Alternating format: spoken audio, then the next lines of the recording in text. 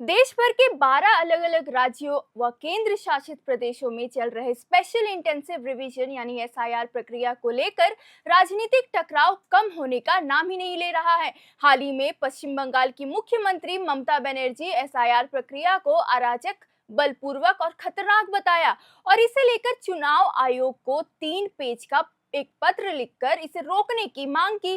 तो इसके ठीक एक दिन बाद गृह मंत्री अमित शाह की प्रतिक्रिया सामने आई है।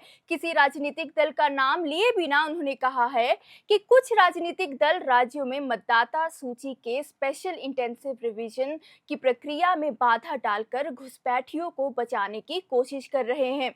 दरअसल चुनाव आयोग की पहल पर बीते 4 नवंबर में देश के 12 राज्यों व केंद्र शासित प्रदेशों में इन दिनों एसआईआर की प्रक्रिया जारी है। इन राज्यों में पश्चिम बंगाल और तमिलनाडु भी शामिल है, जहां अगले 6 महीनों के अंदर विधानसभा चुनाव होने हैं। इसके अलावा अंडमान एंड निकोबार, छत्तीसगढ़, गोवा, गुजरात, केरल, लक्षद्वीप, मध्य प्रदेश, पुडुचेरी, राजस्थान और उत्तर प्रदेश में भी एसआईआर की दूसरी प्रक्रिया जारी है और यह 4 दिसंबर तक चलेगा। मतदाता सूची का मसौदा यानी ड्राफ्ट 9 दिसंबर को जारी होगा, तो वही अंतिम मतदाता सूची 7 फरवरी को प्रकाशित की जाएगी। बिहार में विधानसभा चुनाव के ठीक पहले हुए एसआईआर को लेकर बिहार में काफी बवाल हुआ था।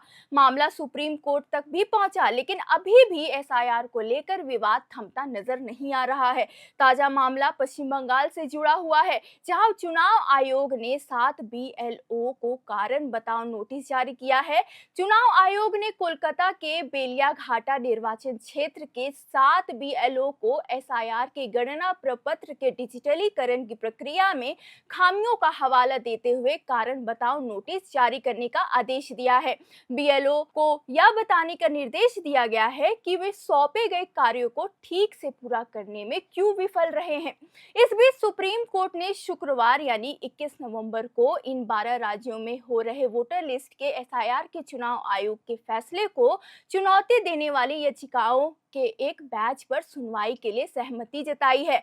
जस्टिस सूर्यकांत, जस्टिस एसवीएन भट्टी और जस्टिस जॉय माल्या बागची की पीठ ने विभिन्न राज्यों में एसआईआर की प्रक्रिया को चुनौती देने वाले नेताओं की नई याचिका पर चुनाव आयोग से जवाब मांगा है। उधर केरल में एसआईआर को चुनौती देने वाली एक अन्य याचिकाकर्ता की ओर से पेश हुए सीनियर वकील कपिल सिब्बल ने कहा कि राज्य में लोकल बॉडी के चुनाव भी होने हैं और इसलिए इस मामले में जल्द विचार किया जाना जरूरी है।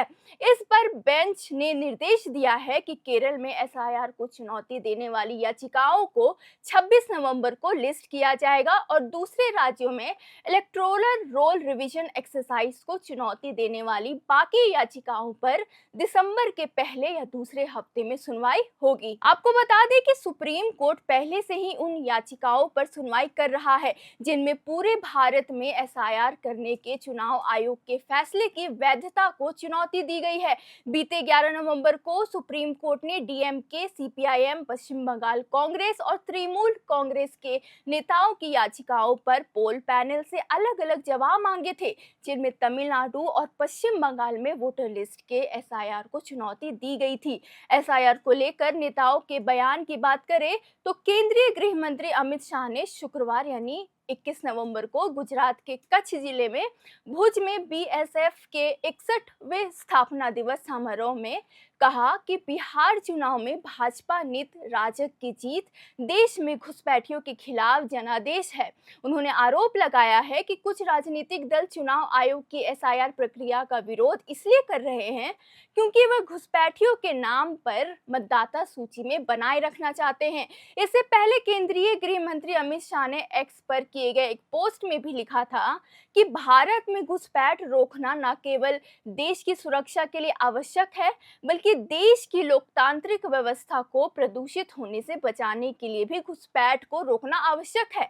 लेकिन दुर्भाग्य से कुछ राजनीतिक दल इन घुसपैठियों को बचाने में लगे हैं और वे चुनाव आयोग द्वारा मतदाता सूची में किए जा रहे शुद्धिकरण के खिलाफ है। इस बीच समाजवादी पार्टी के प्रमुख अखिलेश यादव ने उत्तर प्रदेश में चल रहे मतदाता सूची के एसआईआर अभियान पर सवाल उठाए हैं। उन्होंने कहा है कि उत्तर प्रदेश में वोटर लिस्ट अच्छी बनी ये सभी चाहते हैं, लेकिन बीजेपी यहाँ एसआईआर के नाम खेल करना चाहती है। ये खेल हमें बिहार को देखने को मिला। वहाँ आरजेडी उन सीटों पर भी हार गई जहाँ वो मजबूत स्थिति में थी। उन्होंने आगे कहा कि बिहार में एसआईआर में सबसे ज्यादा वोट कटे थे, वहाँ आरजेडी हार गई, इसलिए एसआईआर में समय मिलना चाहिए। चुनाव आयोग बीजेपी से मिला हुआ है। यूपी में शादियों का सीजन चल रहा है और राज्य में एसआईआर की प्रक्रिया चल रही है। उन्होंने कहा कि समाजवादी पार्टी का एसआईआर से विरोध नहीं है, लेकिन जिस तरह उस समय ये प्रक्रिया चल रही है उससे सवाल खड़ा होता है। इससे पहले 20 नवंबर को पश्चिम बंगाल की मुख्यमंत्री ममता बनर्जी ने मुख्य चुनाव आयुक्त यानी सीईसी ज्ञानेश कुमार को लिखे पत्र में कहा था कि एसआईआर बेहद चिंताजनक स्थिति में पहुंच गया है और आरोप लगाया कि यह अभियान अनियोजित, खतरनाक तरीके से चलाया जा रहा है, जिसने पहले दिन से ही व्यवस्था को पंगु बना दिया है। ममता बनर्जी ने आगे लिखा है कि जिस तरह से यह प्रक्रिया अधिकारियों और नागरिकों पर थोपी जा रही है, वह न केवल अनियोजित और अव्यवस्थित है, बल्कि खतरनाक भी है। बुनियादी तैयारी, पर्याप्त योजना या स्पष्ट संचार के अभाव ने इस प्रक्रिया को अव्यवस्था में धकेल दिया है। ममता बनर्जी ने कहा है कि अधिकांश बीएलओ ट्रेनिंग की कमी, सर्वर विफलताओं और बार बार डेटा बेमेल होने के कारण ऑनलाइन फॉर्म भरने में संघर्ष कर रहे हैं। उन्होंने चेतावनी देते हुए कहा कि स्पीड से यह लगभग तय है कि 4 दिसंबर तक विभिन्न निर्वाचन क्षेत्रों के मतदाता डेटा को अप्रत्याशित सटीकता के साथ अपलोड नहीं किया जा सकेगा।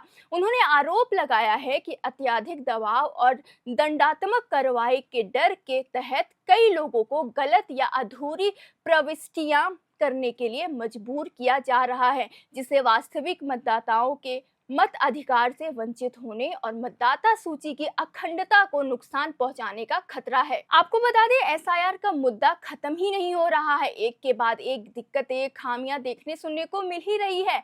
ऐसे में अभी सबसे चर्चा का विषय बने हुए वेस्ट बंगाल, जहां एक तरफ वहां के लोग घर से निकलकर सड़क पर आ गए हैं, वहीं दूसरी तरफ उसी राज्य की सीएम ममता बनर्जी इस एसआईआर के वेरिफिकेशन से कुछ रूठी हुई नजर आ रही है।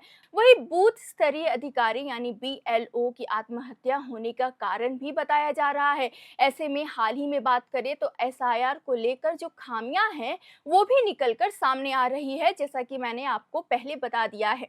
आपको बता दें, ये सारे विवाद शुरू होने के पीछे कई कारणों को भी देखा जा रहा है।